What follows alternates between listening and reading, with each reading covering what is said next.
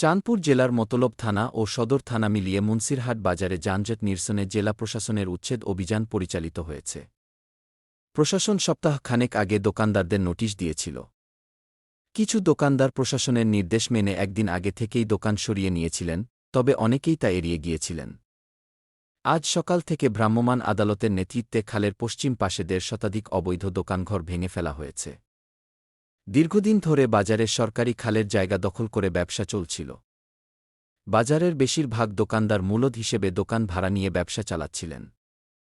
কিছু প্রভাবশালী ব্যক্তি দোকান ভাড়া দিয়ে আয়ের সুযোগ নিতেন। এতে প্রতিদিন সকাল বিকাল সড়ক ও বাজার এলাকায় তীব্র যানজট সৃষ্টি হতো।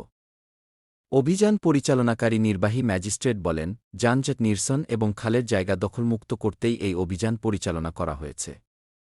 অবৈধ দখলদারদের বিরুদ্ধে আমাদের নিয়মিত এ ধরনের অভিযান চলবে।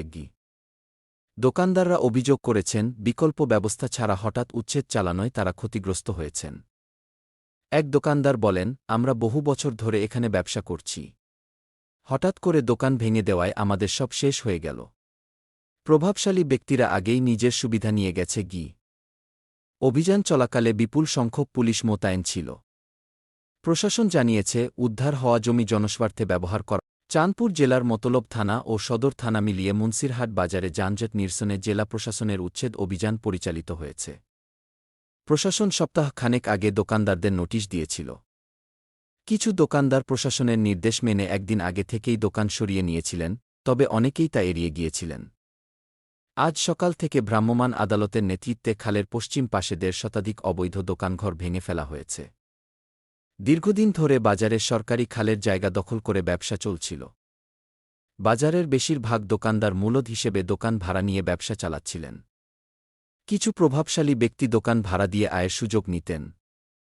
এতে প্রতিদিন সকাল বিকাল সড়ক ও বাজার এলাকায় তীব্র যানজট সৃষ্টি হতো। অভিযান পরিচালনাকারী নির্বাহী ম্যাজিস্ট্রেট বলেন, যানজট নিরসন এবং খালের জায়গা দখলমুক্ত করতেই এই অভিযান পরিচালনা করা হয়েছে। অবৈধ দখলদারদের বিরুদ্ধে আমাদের নিয়মিত এ ধরনের অভিযান চলবে। দোকানদাররা অভিযোগ করেছেন, বিকল্প ব্যবস্থা ছাড়া হঠাৎ উচ্ছেদ চালানোয় তারা ক্ষতিগ্রস্ত হয়েছেন। এক দোকানদার বলেন, আমরা বহু বছর ধরে এখানে ব্যবসা করছি। হঠাৎ করে দোকান ভেঙে দেওয়ায় আমাদের সব শেষ হয়ে গেল। প্রভাবশালী ব্যক্তিরা আগেই নিজের সুবিধা নিয়ে গেছে। অভিযান চলাকালে বিপুল সংখ্যক পুলিশ মোতায়েন ছিল। প্রশাসন জানিয়েছে, উদ্ধার হওয়া জমি জনস্বার্থে ব্যবহার করা।